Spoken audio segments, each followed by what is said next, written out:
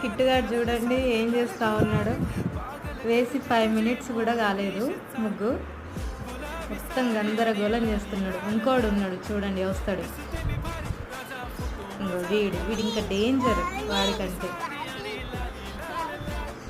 చూడండి వచ్చి కూర్చుంటాడా, ఏం తెలీదు అన్నట్టుగా ముఖం పెడతాడు. చూడండి అగో పాపం ఏం తెలీదు,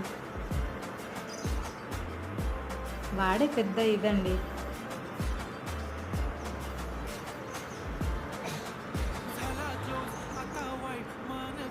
బాగుందా అండి మా ముగ్గు?